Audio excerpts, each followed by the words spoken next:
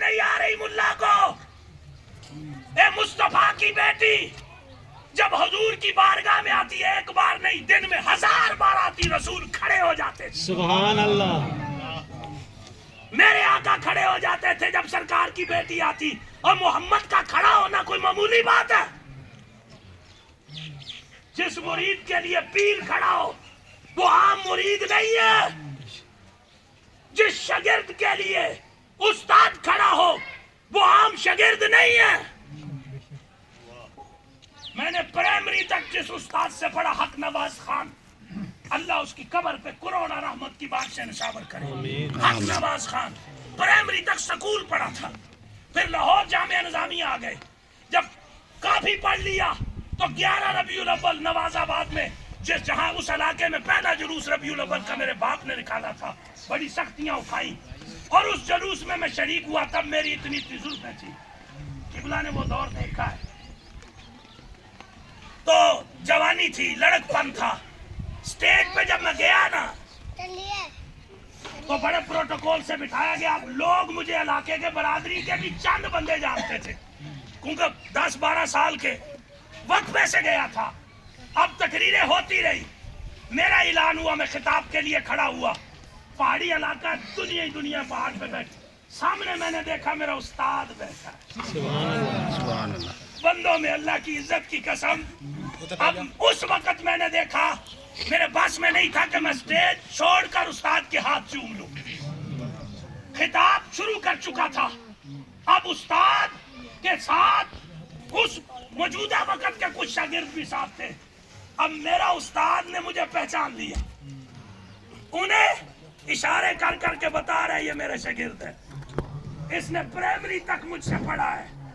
تقریر ختم ہوئی، میں اسٹیج سے اترا، سیدھا استاد کھڑے ہو گئے، میرا ماتھا چوما. اب جانا تھا کھانے کے لیے. میں کہا آپ میرے ساتھ چلیں آگے. میرا استاد میرے آگے نہیں چلا.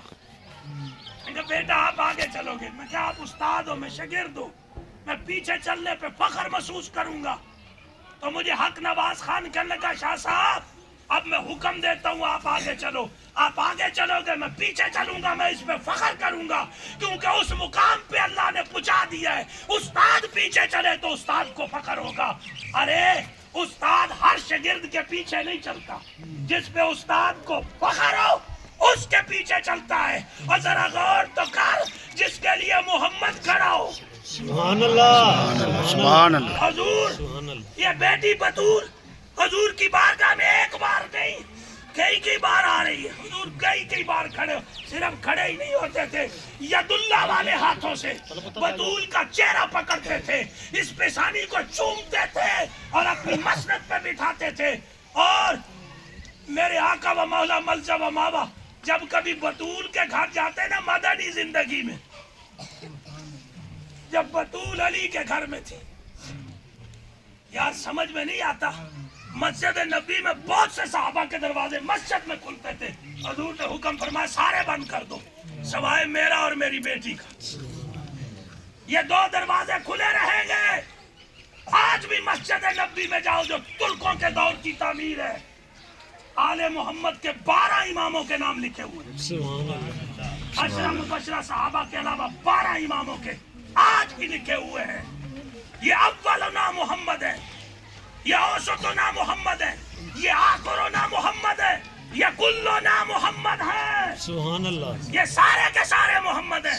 نہیں سمجھا تو میں بات کو تھوڑا اور آسان کر دیتا ہوں. رب کا قرآن پکڑ کے آپ کے سامنے کروں، پوچھوں تو کیا ہے تو کیا کہو گے؟ قرآن ہے.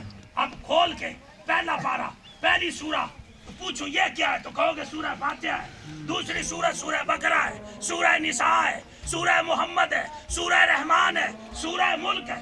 میں کھولتا چلا گیا، ہاتھ رکھتا گیا، آپ بتاتے ہیں فلاں سورت ہے. جب قرآن کھلا تو یہ سورہ فاتحہ ہے، یہ سورہ بقرہ ہے، یہ سورہ محمد ہے، یہ سورہ جمعہ ہے، یہ سورہ ناس ہے، یہ سورہ قل یا ایھا الکافرون ہے، یہ سورہ والضحیٰ ہے، یہ سورہ تین ہے. لیکن جب بند کر کے پوچھا یہ کیا ہے، اے قرآن ہے. ارے یہ اکٹھے ہوں تو محمد ہے، یہ علیحدہ علیحدہ ہوں کوئی محمد ہے، کوئی علی ہے، کوئی حسن ہے، کوئی حسین ہے، سبحان اللہ. امام دین ہے، کوئی امام محمد باقر ہے، کوئی جعفر ہے. ساتھ امام اذان سن لو پھر थोड़ा और टाइम लेता हूँ आपका